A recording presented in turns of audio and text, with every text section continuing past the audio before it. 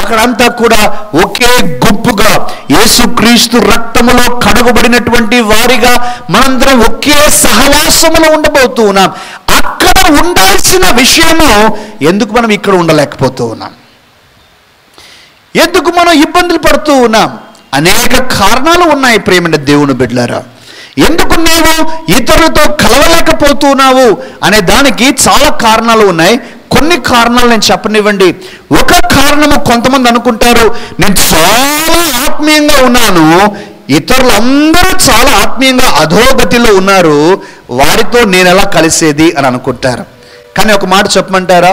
నీవు చాలా ఆత్మీయంగా ఉన్నావు అని అంటే నీలో అంతే తగ్గింపు కూడా ఉండాలి కదా, నీలో అంతే ప్రేమ కూడా ఉండాలి కదా, నీలో అంతే ఒకరితో ఒకరు కలిసిపోవటం కూడా ఉండాలి కదా. అంటే అది లేదు అని అంటే నీలో ఎంతో గొప్ప ఆత్మీయత లేదన్నమాట. నీలో ఉంటే నువ్వు తగ్గించుకుంటావు కదా, నీలో ఉంటే అందరితో కలిసిపోతావు కదా. కాబట్టి ఈరోజు మనం ఆలోచన చేద్దాం. మరి ఒక కారణం ఏంటంటే, నాకు చాలా ధనం ఉంది, నాకు చాలా పెద్ద ఉద్యోగం ఉంది, నా జీతం ఇంత, నేను గొప్ప వ్యక్తిని, మిగతా వారు గొప్ప వ్యక్తులు కాదు, వారి యొక్క ఉద్యోగం నా ఉద్యోగం కంటే చాలా చిన్నది, లేకపోతే వారి యొక్క స్థితి నా స్థితి కంటే చాలా చిన్నది, కాబట్టి నేను వారితో కలవలేనండి. ప్రియమైన దేవుని బిడ్డలారా, దయచేసి నా మాట వినండి. ఎప్పుడైతే మనం దేవుని యొక్క రాజ్యంలోనికి ప్రవేశించామో మన మీద ఉన్నటువంటి ఆ మాస్క్ను, ఆ ముసుగును, ఆ పైరూపమునంతా కూడా మనం ప్రక్కకు పెట్టాలి. నీవు దేశంలో పేరుగాంచిన డాక్టర్వి కావచ్చు, ఇంజనీర్వి కావచ్చు, చాలా ధనవంతుడైన వ్యక్తివి కావచ్చు, చాలా అందగత్తెవి కావచ్చు, దేవుని సన్నిధిలోకి వచ్చినప్పుడు మాత్రం వాటన్నిటినీ, మన టైటిల్స్ అన్నిటినీ పక్కకు పెట్టి నేను దేవుని రక్తంలో కడగబడిన పాపిని, దేవుని యొక్క కృపను బట్టి రక్షించబడిన పాపిని అనేటువంటి దృక్పథముతోనే మనం ఒకరితో ఒకరు సహవాసం చేయాలి. లేకపోతే ఇవన్నీ కూడా ప్రియమైన దేవుని బిడ్డలారా, నా స్థితి ఇది, నా డిగ్రీలు ఇవి, నా యొక్క హోదా ఇది, నా ధనం ఇది, నా ఆస్తిపాస్తులు ఇవి, నా యొక్క రీచ్, నా యొక్క పరిచయాలు ఇవి, ఇవన్నీ అనుకుంటే మనం ఎవరిమీ ఒకరితో ఒకరు సహవాసం చేయలేము. ప్రియమైన దేవుని బిడ్డలారా, ఆలోచించండి. యాక్చువల్గా యోసేపు మరియా ఎవరితో కలవకుండా ఉండటానికి గల గొప్ప ఏకైక కారణము ఈ జగద్రక్షకుడైన యేసు వారి కుటుంబంలో పుట్టడమే.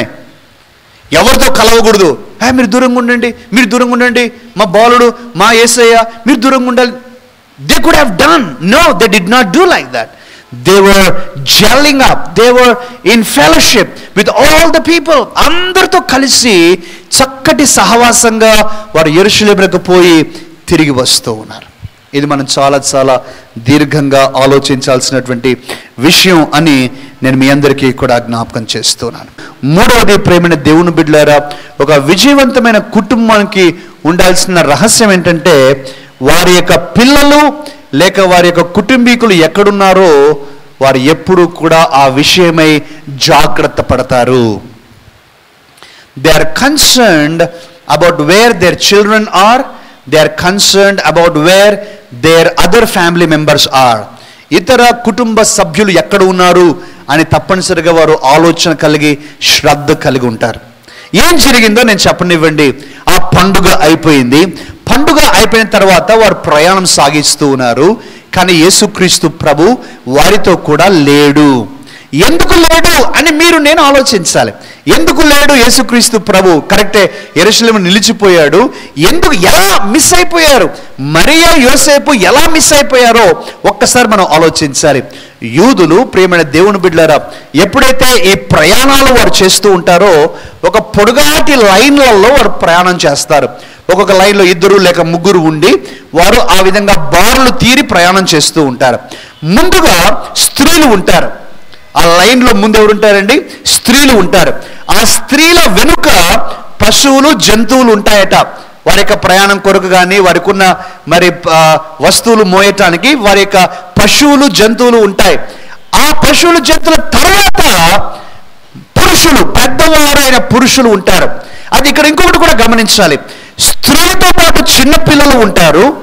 పురుషులతో పాటు పెద్దవారిగా మారిన బాలురైన పురుషులు ఉంటారు. అంటే ఇందాక నేను బార్ మిజ్వా అనేటువంటి ఆచారం గురించి నేను చెప్పాను. ఎప్పుడైతే ఒక బాలుడు 13 సంవత్సరాల తర్వాత ఆ యొక్క ఉత్సవం గుండా వెళ్తాడో ఇక పెద్దవాడైనట్టు లెక్క. అంటే అతను అంతవరకు కూడా స్త్రీలతో ఉంటాడు, మమ్మీతో ఉంటాడు. కానీ అయిపోయిన తరువాత డాడీ దగ్గరకు వస్తాడు, వెనకాల ఉండటం ప్రారంభిస్తాడు. కాబట్టి ఎలా మిస్ అయ్యారో చెప్పనివ్వండి. యేసుక్రీస్తుకు ఇప్పుడు 12 సంవత్సరాల వయస్సు. అప్పటికే చాలా పరిపక్వమైనటువంటి ఆత్మీయతను కనపరుస్తూ ఉన్నాడు. కాబట్టి ముందు మరియ వెళ్తూ ఉంది. మరియ దగ్గర యేసు లేడు. కానీ మరియ అనుకుంటూ ఉంది యేసు చాలా పరిపక్వమైన వాడు కాబట్టి ఇక వాళ్ళ డాడీ దగ్గర ఉండి ఉంటాడేమో, వెనక వాళ్ళ డాడీ దగ్గర వస్తూ ఉన్నాడేమో అని మరియ అనుకుంది. అదే విధంగా యోసేపు కూడా అనుకుంటూ ఉన్నాడు, నా దగ్గర లేడు, బహుశా యేసు తల్లి అయినటువంటి మరియ దగ్గర ఉన్నాడేమో అని అనుకుంటూ వారు 1 రోజు దూర ప్రయాణము వారు ముందుకు వెళ్ళిపోయారు. అంటే 100 మైళ్ళు 4 రోజులు ప్రయాణం చేస్తారంటే 25 మైళ్ళు వారు ముందుకు వెళ్ళిపోయారు యేసు లేకుండా. ప్రియమైన దేవుని బిడ్డలారా, ఇక్కడ ఒక మాట నేను చెప్పనివ్వండి. తల్లిదండ్రులైనటువంటి వారికి ఇది ఒక హెచ్చరికగా మీరు స్వీకరించాలని నేను మరి సవినయంగా మనవి చేస్తూ ఉన్నాను. మీరు మీ పిల్లల గురించి పట్టించుకోవాల్సిన అవసరత ఎంతైనా ఉన్నది. యేసుక్రీస్తు విషయంలో ఎలాంటి నష్టమైతే జరగలేదు. కానీ నీ పిల్లలు నీతో లేకుండా, మీ పిల్లలు మీతో లేకుండా మీరొక వైపునకు, మీ పిల్లలు ఒక వైపునకు వెళ్తూ ఒక దిన ప్రయాణమంత దూరం, అంటే చాలా రోజుల తర్వాత, ఎన్నో రోజుల తర్వాత అప్పుడు మీరు గ్రహించారంటే బహుశా యేసుక్రీస్తు అయితే ఎటువంటి నష్టమైతే కలగలేదు. కానీ మన పిల్లలలో మనము పూడ్చుకోలేని నష్టం కలగవచ్చు అనే మాట నేను తెలియజేస్తూ ఉన్నాను. ఎంతోమంది నాతో చెప్తూ ఉంటారు, తల్లిదండ్రులు మా పాపను చాలా నమ్ముతామండి మేము, మా పాప బంగారం అండి, మా పాప ఇదండి అదండి. మంచిదే, అవన్నీ కూడా 100% కరెక్టే. కానీ అతిగా ముద్దు చేయటం ద్వారా ఆ పాప కూడా ఆ యొక్క అతిగా ముద్దు చేసేటువంటి దాన్ని ఆసరాగా తీసుకొని సెల్ ఫోన్ కొనిచ్చుకొని ఎటువంటి నియంత్రణ నిబద్ధత లేకుండా అందరితో మాట్లాడటం ప్రారంభించింది. తల్లిదండ్రులేమో మా బంగారం అని అనుకుంటూనే ఉన్నారు. ఒక రోజు రానే వచ్చింది, డాడీ ఒక అబ్బాయిని ప్రేమిస్తున్నాను అని వచ్చి చెప్పింది.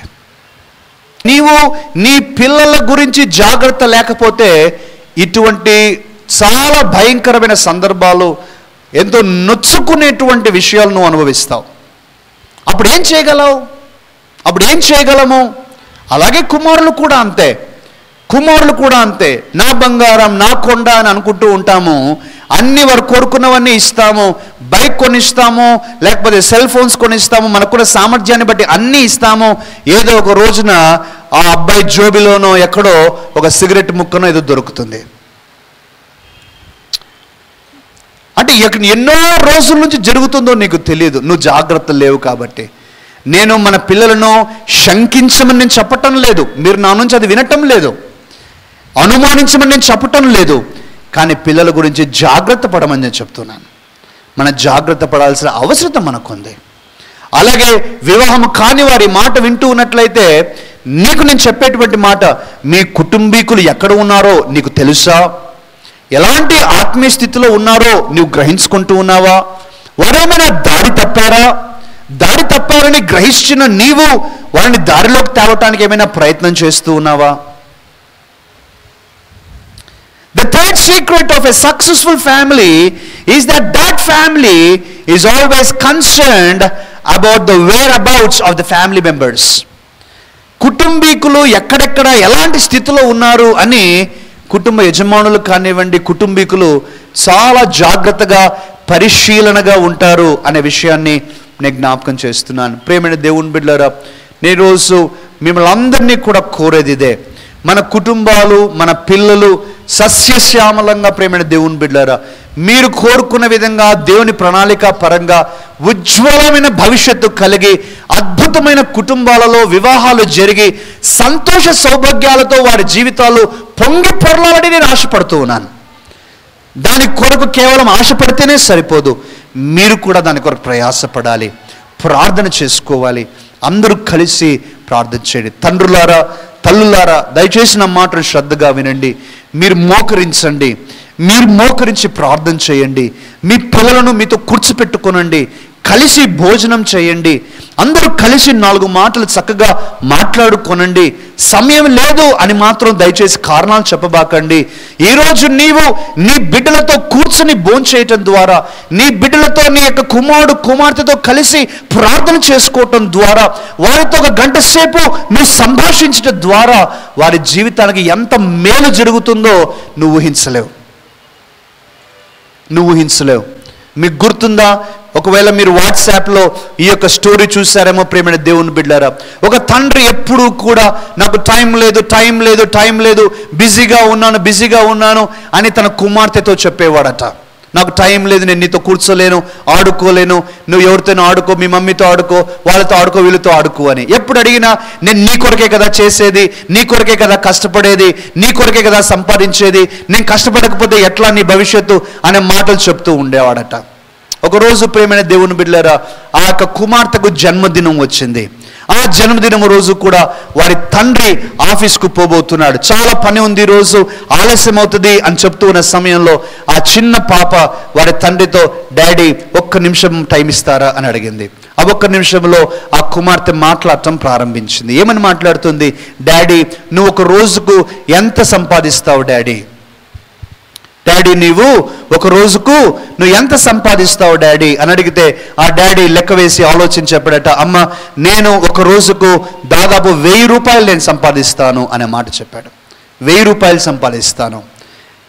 ప్రేమైన దేవుని బిడ్డ, చంటి బిడ్డ ఏం చేసిందో తెలిసిన వెంటనే తన రూమ్లోనికి పరిగెత్తుకొని పోయి తన కిడ్నీ బ్యాంక్ తీసుకుని వచ్చి పగలగొట్టి అన్ని డబ్బులన్నీ, కాయిన్స్ అన్ని ఎంచి వారి డాడీకి 700 రూపాయలు ఇచ్చి, డాడీ నా దగ్గర 1000 రూపాయలు లేవు, 700 రూపాయలే ఉన్నాయి, 700కు సరిపోయేంత సమయం నాతో గడపగలరా డాడీ మీరు అని అడిగిందట.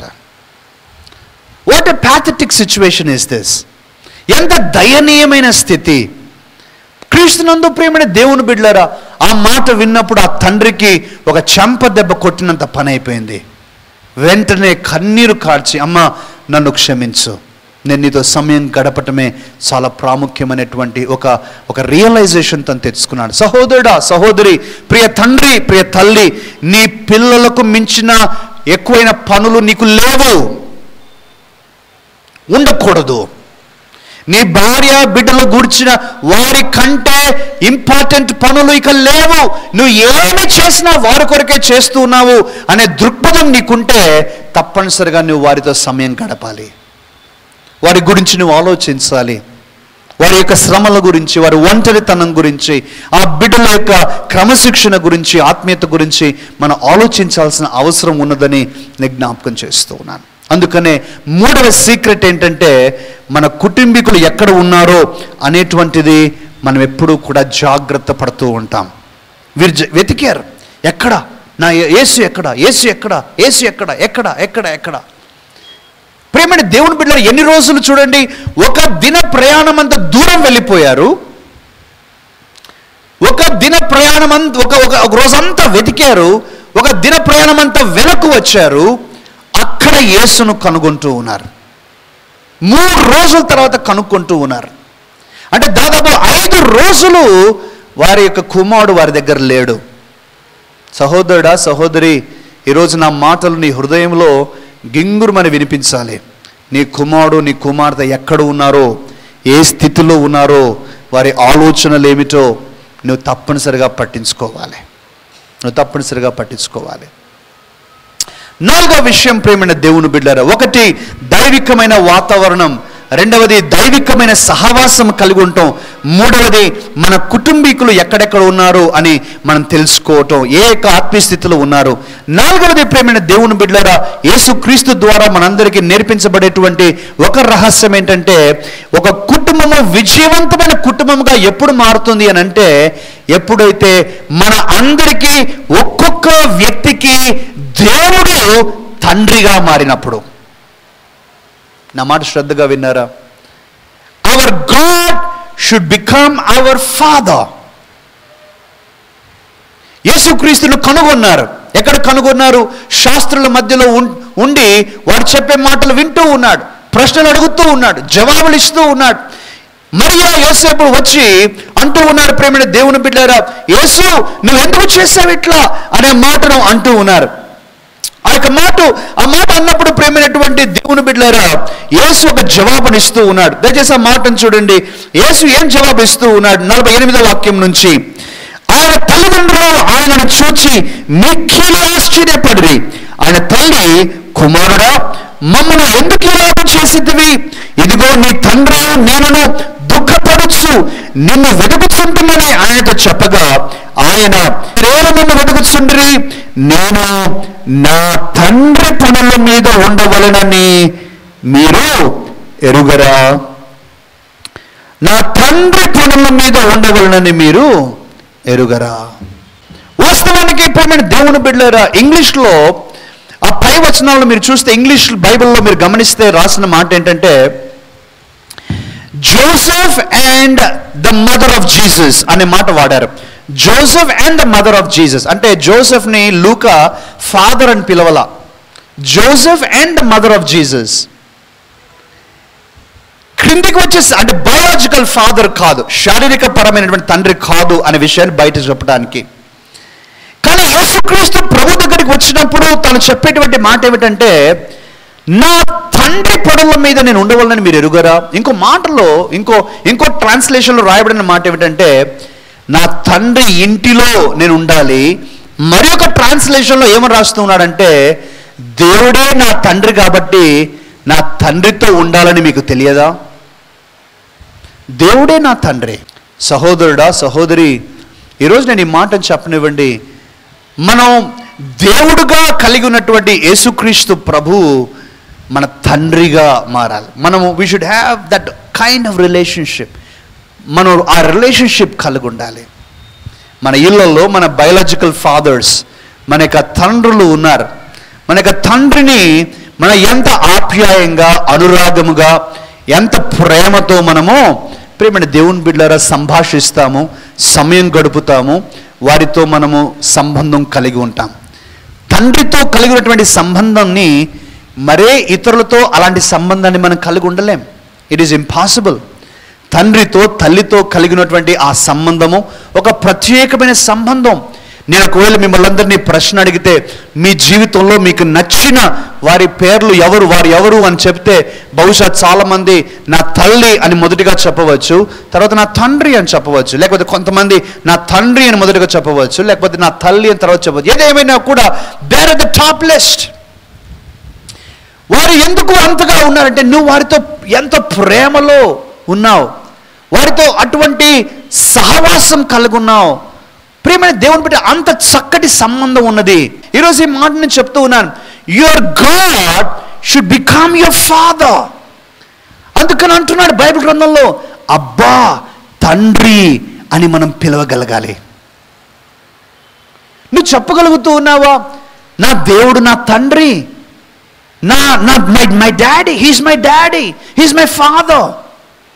అటువంటి సంబంధం ఉన్నదా? ఒక మాట నేను చెప్పనివ్వండి ప్రేమైన దేవుని బిడ్డలారా, కొంతమంది దేవుడు అనేసరికి ఒక డిస్టెన్స్ అనేది ఉంది. దేవుడు చాలా గొప్పవాడు, నేను చాలా చిన్నవాడిని, నేను మరి జాగ్రత్తగా ఉండాలి, ఇవన్నీ కూడా ఒక విధంగా మంచిదే. కానీ ఎప్పుడైతే ఆ గొప్ప దేవుడు, ఆ సృష్టికర్త అయిన దేవుడు, యుద్ధశూరుడైనటువంటి దేవుడు నీ తండ్రిగా మారతాడో, నువ్వు ఏ విధంగా నీ ఫాదర్తో, నీ ఇంటిలో నీ తండ్రితో ఉంటావో నువ్వు ఆ విధంగా ఉండగలవు నీ దేవునితో కూడా. నా దేవా, నువ్వు నా తండ్రివి, my daddy, you are my daddy, నువ్వు నా తండ్రివి, నువ్వు నన్ను నడిపించు, నన్ను పోషించు, నాకు గైడెన్స్ ఇవ్వు, నాకు ప్రొటెక్షన్ ఇవ్వు, నన్ను బలపరచు, నేను దుఃఖంలో ఉన్నాను. ఎప్పుడైతే మనకు తీరని సమస్య ఏదైనా ఉంటే ముందుగా మనం చెప్పుకునేది మన తండ్రి కానీ మన తల్లి కానీ, వారి దగ్గరికి వెళ్తాం. వారి దగ్గరికి వెళ్ళి, నాన్న, అమ్మ, ఇదిగో ఈ పరిస్థితిని ఎదుర్కొంటూ ఉన్నాను. Yes, because of the intimacy with them, వారితో ఉన్నటువంటి సంబంధం అలాంటిది. ఈరోజు నేను అదే మాట చెప్తూ ఉన్నాను.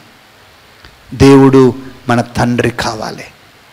యేసుక్రీస్తు ప్రభు ఎంత దివ్యమైన మాటలు యోహాను సువార్తలో చెప్పాడో మీరు గుర్తించారా? ఆయన అంటూ ఉన్నాడు, నా తండ్రి ఏమి చేయటం నేను చూస్తూ ఉన్నానో నేను అవే చేస్తూ ఉన్నాను, నా తండ్రి ఏమి చెప్పటం నేను వింటూ ఉన్నానో నేను అదే బోధిస్తూ ఉన్నాను, నా తండ్రి చిత్తమును చేయుటయే నాకు ఆహారమై ఉన్నది.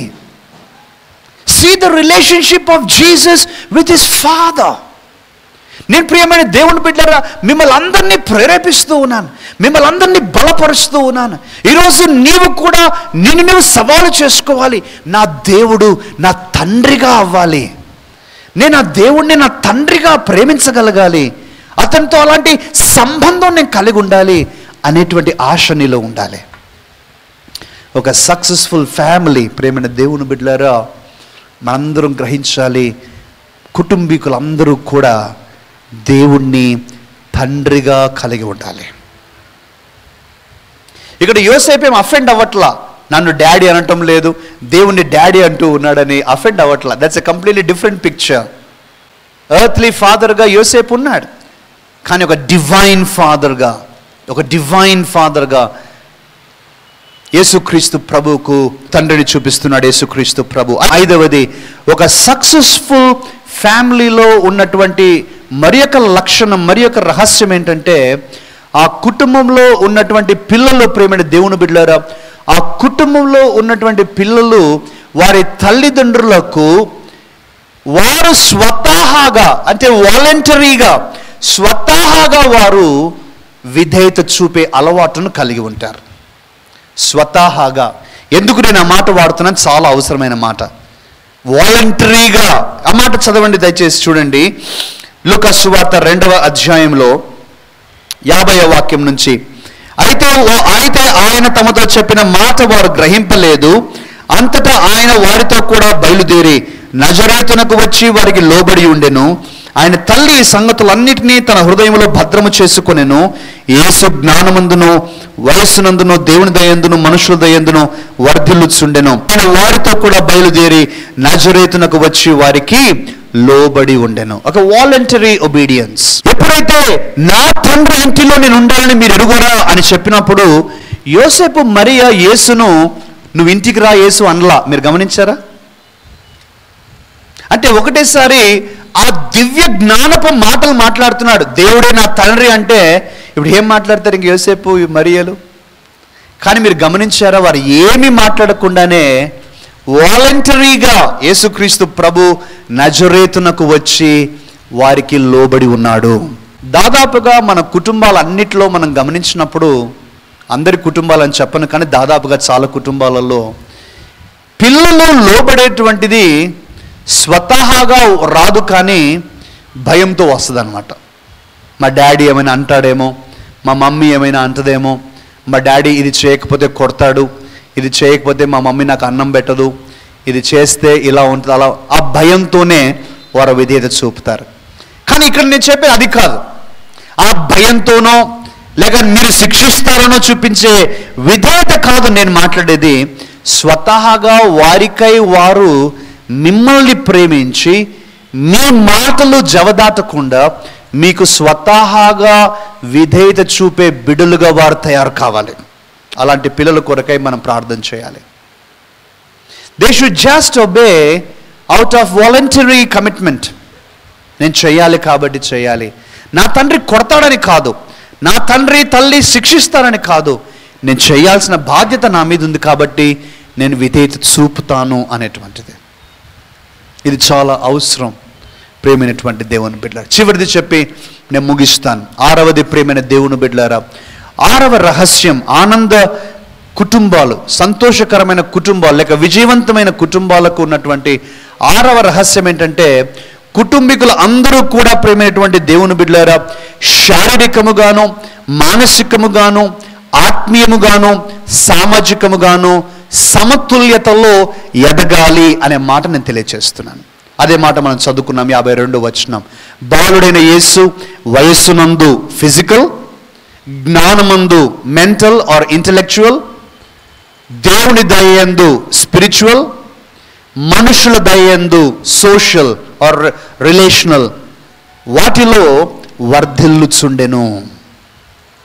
కానీ నేను గమనించాను ప్రేమైన దేవుని బిడ్డలారా, ఈ 4 కూడా మనం సమతుల్యంగా ఎదగటంలా. సమతుల్యంగా ఎదగటంలా అంటే శారీరకముగా బాగా ఎదుగుతున్నాం అంటే లావెక్కటమో హైట్ అవ్వటమో కాదు నేను చెప్పటం. శారీరకంగా ఎదగటం అంటే నీకు చదువంతా చక్కగా చదివేస్తూ ఉన్నావు, ఉద్యోగాలు వచ్చేస్తూ ఉన్నాయి, డబ్బులు సంపాదించేస్తూ ఉన్నావు, నువ్వు మంచి కుటుంబంలో సెటిల్ అయిపోతున్నావు, యు ఆర్ ప్రోగ్రెసింగ్ ఫిజికల్లీ. శారీరకంగా నువ్వు చాలా చక్కగా ఎదిగిపోతున్నావు. అలాగే జ్ఞానముగా కూడా నువ్వు ఎదుగుతూ ఉన్నావు. ప్రేమ దేవుని బిడ్డలారా, ఈరోజు ప్రపంచం లేక జ్ఞానము ఎంత ఫాస్ట్గా ఉంది అని అంటే, అమెరికాలో ప్రారంభమైనటువంటి ఒక వార్త, అమెరికాలో ఈ క్షణంలో వార్త ప్రారంభమైందంటే 2 గంటలలో ప్రపంచంలో దాదాపు అన్ని దేశాలకు వాట్సాప్లో కానీ ఇన్స్టాగ్రామ్ ద్వారా కానీ ఫేస్బుక్ ద్వారా కానీ ట్విట్టర్ ద్వారా కానీ నిమిషాల మీద దేశాలకు వెళ్ళిపోతూ ఉంది. How fast! జ్ఞానం ఎంత ఫాస్ట్గా వెళ్ళిపోతూ ఉంది. అలాగే సోషల్గా ఆలోచించి సామాజికంగా నువ్వు ఎదిగిపోతూ ఉన్నావు, కమ్యూనిటీ డెవలప్ అవుతూ ఉంది. కానీ ఆత్మీయంగా మాత్రము నిదానమే ప్రధానం అన్నట్లు మనము చాలా స్లోగా ఎదుగుతున్నాం. మిగతా వాటన్నిటిలో సూపర్ ఫాస్ట్ ఉన్నాము, కానీ ఆత్మీయంగా మాత్రం అయ్యో. నేను కొన్నిసార్లు అనుకుంటే ప్రేమ దేవుని బిడ్డలు ఎట్లా ఉంటుందంటే మన ఆత్మీయ జీవితం అయిపోయి మళ్ళీ ఏం చేయాలి? పుష్ పుష్ పుష్ తోయాలి తోయాలి తోయాలి తోయాలి. అప్పుడు